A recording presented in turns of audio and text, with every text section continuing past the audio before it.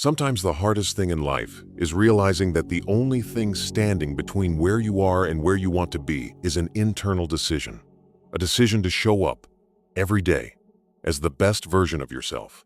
This isn't about arrogance or pretending to be something you're not. It's about deciding right now that you are worthy of striving for more. We all face those doubts, don't we? That little voice inside that says you're not ready or you're not good enough. But what if I told you that you don't need to wait until you feel confident to act? The truth is, you become the best, not by waiting for perfect conditions, but by showing up with the mindset that you already have what it takes. This is a core teaching of the Stoics. Philosophers like Marcus Aurelius and Epictetus taught that we can't always control what happens to us, but we can always control how we respond. And today, we're talking about one of the most powerful responses you can have, deciding in this very moment to act as if you're the best. This isn't a fantasy. It's about stepping into your full potential. So in today's video, we're diving deep into the ancient mindset that can radically change how you approach your goals, your challenges, and your everyday life. If you appreciate what we're doing here, a simple favor I'll ask is to hit that subscribe button.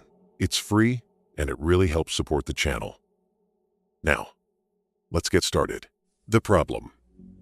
Let's be honest. We live in a world that can make our confidence fragile. From a young age, we're conditioned to look outside of ourselves for validation. Good grades, promotions, and today, the most addictive form of all, likes and shares. Our self-worth can easily become a commodity that we trade on the open market of public opinion. We post a photo and then compulsively check our phone, our mood tied to a number. We say something in a meeting and immediately scan faces for nods of approval. This dependency creates a persistent anxiety. It can make us feel like we have to change who we are just to fit in, sanding down our unique edges to be more palatable. We become afraid to voice a different opinion or pursue an unconventional path because what if they don't approve? What if we get rejected? This fear keeps us playing small, living a life that's a shadow of what we're truly capable of. Confidence that's built on the praise of others is like a house built on sand. The moment the tide of opinion turns, the entire thing can come crashing down. This isn't strength. It's a prison where the opinions of others become the bars of our cage. We hand over the key to our own well-being to people who are often too preoccupied with their own lives to give ours the attention we think they are. The promise? But what if there was another way? What if you could build a fortress of confidence inside yourself? One so strong that the arrows of criticism and the cheers of praise simply bounce off. What if you could become your own source of validation? There is a way. And it's not a modern life hack. It's an ancient operating system for the mind used for over 2,000 years. This is the promise of Stoicism. The Stoics taught that true inner peace comes not from controlling the world around you, but from mastering the world within you. It's about understanding what is truly up to us and what is not. This isn't about being passive. It's about being intelligently active, directing your energy toward what truly matters. Today, we're going to unlock 5 secrets from this ancient school of thought. These are practical, actionable principles that will allow you to act as if you are the best, not because you're better than anyone else, but because you are finally living in alignment with the best version of yourself. Section 1. The foundation. Master the dichotomy of control. The absolute cornerstone of all inner strength in the Stoic Handbook is a principle known as the dichotomy of control.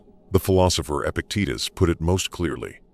Some things are up to us, and some things are not up to us. It sounds simple, but this idea holds the key to real peace and confidence. So what's in our kingdom? Only our own thoughts, our judgments, our choices, and our actions. That's it. What's not up to us? Everything else. Other people's opinions, whether you get that promotion, your reputation, ultimately, the final outcomes are not fully in your control.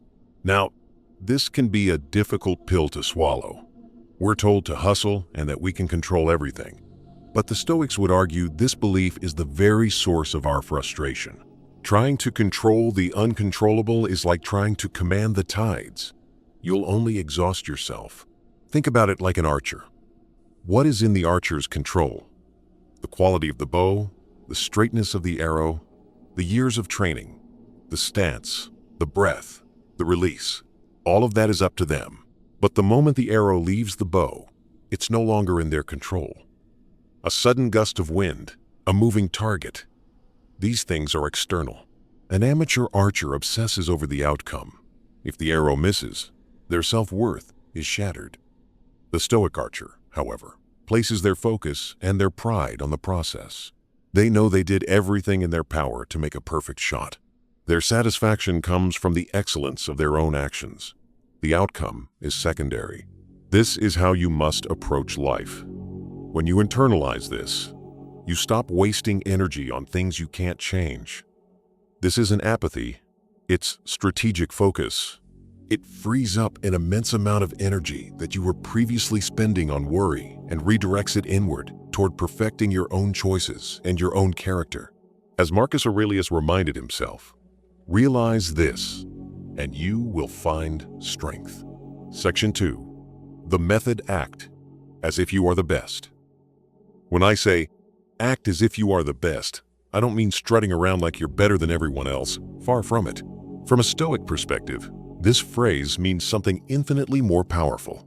It's not about looking down on others or becoming arrogant. Arrogance needs an audience.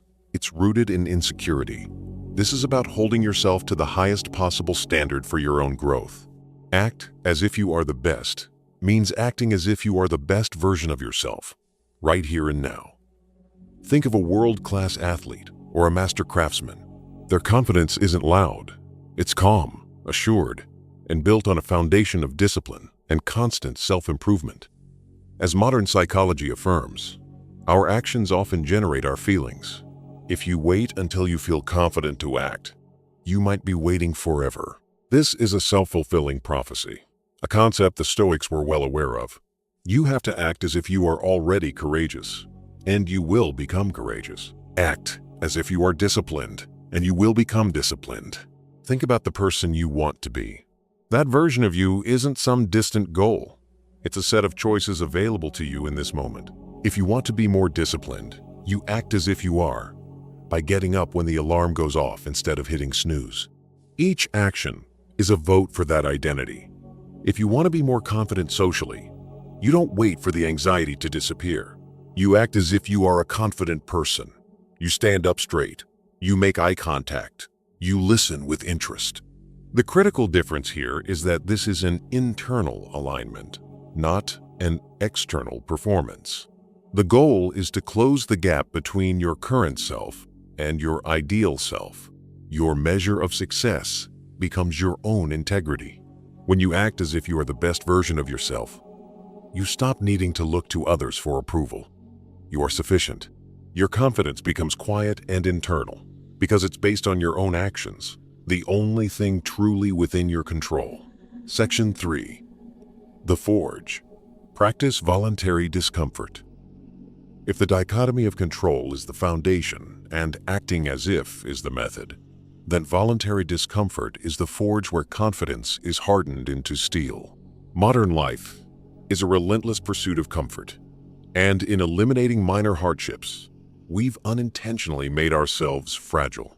We've become afraid of discomfort, and this fear secretly hollows out our confidence. The Stoics understood that a person who has never been tested doesn't know their own strength. True resilience is built not by avoiding hardship, but by willingly embracing it in small, strategic doses. The great Stoic philosopher Seneca, one of the wealthiest men in Rome, would periodically practice poverty. He'd wear simple clothes and eat meager meals, not to punish himself, but to prove to himself that he could endure less. He was robbing potential misfortune of its terror. How can we apply this today? The opportunities are everywhere. Take a cold shower. That initial shock is the resistance you must push through. By staying in, you are teaching your mind to override its instinctual panic. Practice intermittent fasting.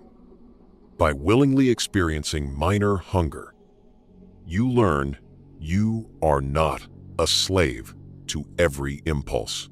Leave your phone in another room. By resisting the urge to check it, you prove your peace of mind doesn't depend on a constant stream of digital input. Each time you choose a harder path, you send a message to your subconscious, I can handle this. You're building what psychologists call stress inoculation. You're systematically dismantling your fears by exposing yourself to their smaller cousins. This creates a bedrock of confidence based not on positive thinking, but on lived experience. It's the confidence of a warrior who knows they can take a hit because they've been training in the forge. Section 4. The compass. Live by your virtues. We have the foundation, the method, and the forge. But to what end? Confidence for its own sake is empty. To be truly unshakable, it must be anchored to something meaningful. For the Stoics, that anchor is virtue. They believe the ultimate goal of life is to live a life of excellent character, a state of human flourishing they called eudaimonia. The Stoics identified 4 cardinal virtues that serve as a compass for a good life: wisdom, justice, courage, and temperance. Wisdom is seeing the world clearly, knowing what's in our control and what isn't. Justice is about how we treat others with fairness, kindness, and respect. Courage is not the absence of fear, but the will to act virtuously in the face of it. Temperance is self-control, the mastery of our desires to find balance and avoid excess. So how does this connect to our main idea? It gives it moral direction.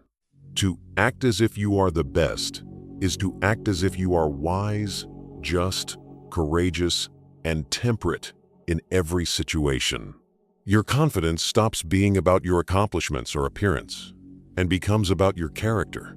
When you face a challenge, you ask, what would the best version of me do here? By aligning your actions with these virtues, you earn something far more valuable than the approval of others: your own self-respect. This is the source of the most profound confidence possible. When you know, in your heart, that you are striving to be a good person, the opinions of the outside world lose their power. Criticism might still sting, but it can no longer shatter you, because your worth is built on the solid rock of your own integrity. Section 5. The anchor. Rely on yourself. This final secret brings all the others together. The ultimate goal is to rely on yourself. This doesn't mean isolating yourself. The Stoics were great believers in our duty to one another. It means becoming your own primary source of validation and encouragement. It means anchoring your self-worth within. Think about the promises you make to others. We're careful to keep them because we want their respect. But how often do we break the promises we make to ourselves? I'll start exercising tomorrow. I'll stop procrastinating. Every time you break a promise to yourself, you chip away at your self-trust. Conversely, every time you keep a promise to yourself, especially when it's hard, you build self-respect.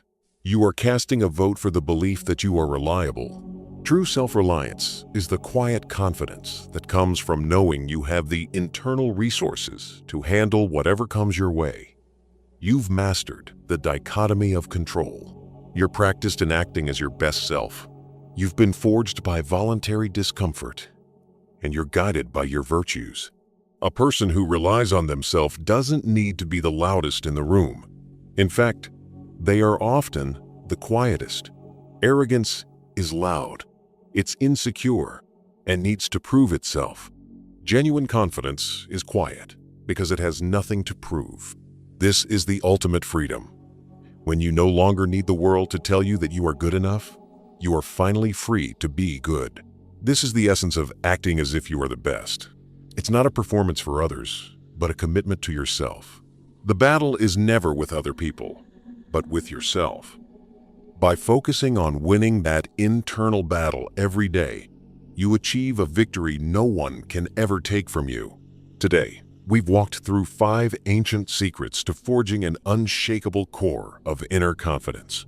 First, we learn to build our foundation by mastering the dichotomy of control. Second, We embrace the method of acting as if we are the best version of ourselves. Third, we stepped into the forge by practicing voluntary discomfort. Fourth, we found our direction by living by our virtues. And finally, we learned to drop our anchor by relying on ourselves. This path isn't easy. It's a daily practice, but it leads to a freedom that external success can never provide. The journey of 1,000 miles begins with a single step. So, my challenge to you is this: choose just one of these 5 secrets to focus on for the next 7 days. Just one. Perhaps you'll practice the dichotomy of control, or maybe you'll take a cold shower every morning. Let us know in the comments which secret you are choosing to focus on this week. By sharing your commitment, you make a promise not just to us, but to yourself. And that is where true strength begins. Stay strong, stay grounded, and I'll see you in the next one.